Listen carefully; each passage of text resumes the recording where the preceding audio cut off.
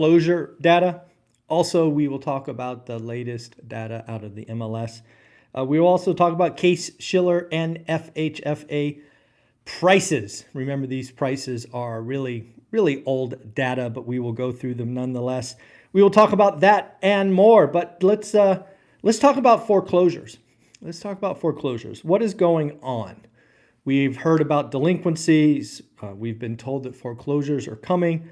There was just a report published by FHFA, April Foreclosure Prevention Highlights. You can go ahead and find this yourself at fhfa.gov. It is a detailed report on foreclosure preventions from April. So in April, there were 16,483 successful foreclosure preventions. This is important stuff. As all of you hopefully know, I invested before, during, and after the Great Recession. To say that the foreclosure process is different today is to say that night is as bright as day. It is very, very different. The foreclosure process back in the day was you had to get 90 days late. Then maybe they would work with you. I saw some highlights that if you were 90 days late, there was a 91% chance you were going to lose your home. So that is where we were. Where are we today? Frankly, bending over backwards to help homeowners in trouble. Again, 16,483 successful foreclosure preventions in 1 month. I mean, that to me seems like a big number. What else happened inside that?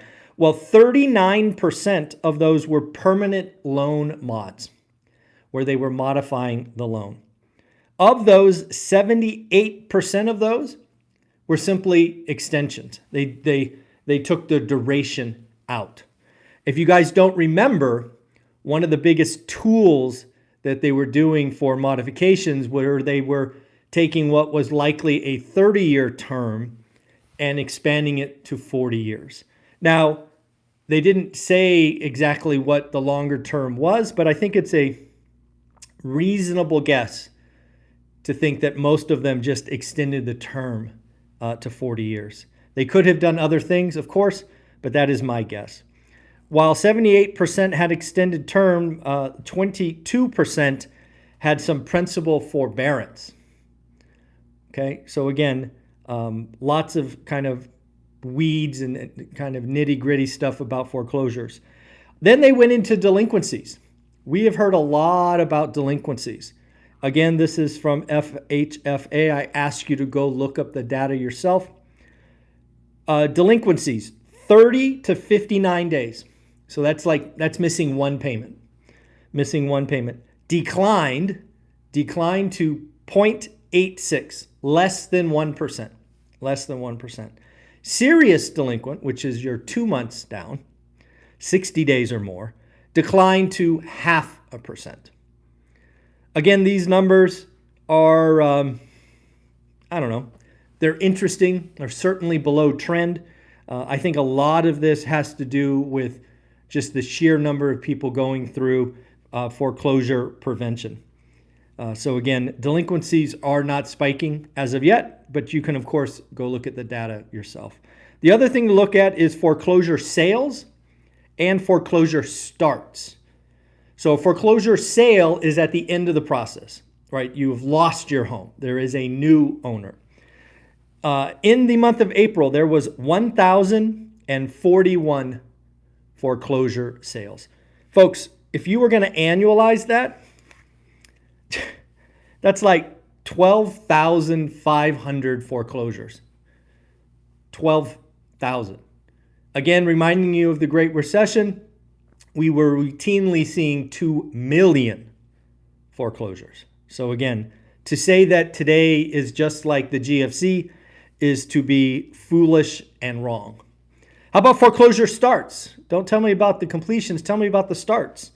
Well, those foreclosure starts were 5,832.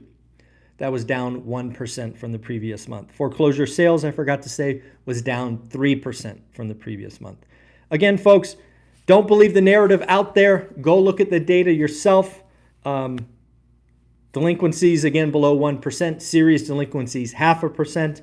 I really do believe a lot of that is because they are being hyper vigilant with foreclosure prevention. Again, the game has changed from 15 years ago. All right, what's going on with home prices? It frankly hurts me to talk home prices. It's just old data, but we got to talk about it. I believe we've entered a buyer's market. If you've heard me, I believe this picture will change. Again, I think we will end the year flat. That's what I called in January. I think we'll just be flat for the year. But Case-Shiller, we have set another record high. The Crash Bros are off the mark again. It was up 6.8%. Last was up 7.3%. Expected 6.7%. These are Case-Shiller numbers. Again, a little stronger than expected. Again, though, remember, these are April data. Today's market, vastly different than April. We should never lose sight of that. Case-Shiller is very much kind of old news, especially as the market shifts. We also got an update from FHFA about month-on-month numbers, which I thought was interesting. Now, unlike Case-Shiller, which was April, these are May numbers. And again, as we sit here at the end of July, May is old news as well. But interestingly enough, FHFA highlighted a 0% increase or decrease. It was expected to be up 0.2. So again, this really highlighting that maybe Case-Shiller will be on its downtrend and where we are going, which is, again, kind of what I expected, right? We're going to be flat for the year. Let's go back to Mike Simonson. He is putting out weekly data that we need to be paying attention to, really showing that we have entered or left the spring selling season. New contracts down 4.9% from last year. Inventory is still growing, but it is slowing. It's now 677,000, up 1.3%, up 40% from last year. New listings, 68K. That is up 4% year on year. Contracts down 4.9% again to 65,000. Price reductions up to 39%. What does this mean? Buyer's market. We are in a buyer's market, in my opinion. Don't offer list price. Don't offer list price. Ask for credits. Do inspection reports. If you're a buyer, you have all the power. Please use that. Let's talk about JOLTS report and consumer confidence. Again, we got some numbers this morning. Expectations were for job openings to decline to 8 million. Came in at 8.2 million. Again, we're rounding here, 8.2. Basically unchanged from the month before. Again, this is the first of 3 jobs reports. We get ADP tomorrow, and then on Friday we get the big number. Consumer confidence came in a little bit higher than expected. It's back over 100. I did see inside consumer confidence that plans to purchase a home hit a 12-year low. Again, folks, I'm hearing from more and more of you, more and more agents, that people are simply going to be out of the market until after the election. Again, as somebody who is very much counter-cyclical, I am getting excited. When all of you leave, I go shopping. And I look for those motivated sellers, seller financing opportunities. This is the time. I do think we have at least the whole of this year, the rest of the year, to exploit a buyer's market, which I am excited about. A couple of earnings that came out. Procter & Gamble missed on revenue but beat on earnings. PayPal beat top line, beat bottom line, and raised guidance. SoFi beat top line, bottom line, raised guidance. It looks like CrowdStrike is still in the news. You guys remember that CrowdStrike basically bricked 8 million devices. Delta, who was really felt the pain from CrowdStrike, is now suing CrowdStrike for damages. They've just secured legal representation.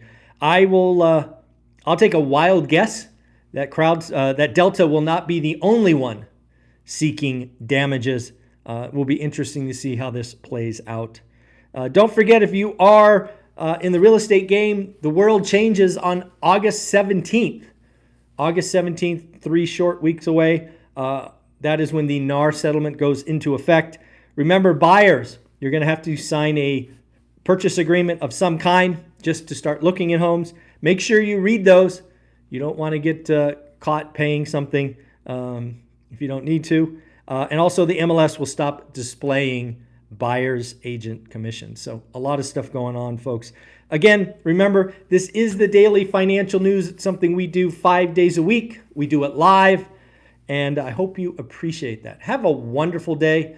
Take care of yourself. Like, subscribe, comment, and we'll talk to you tomorrow. Bye.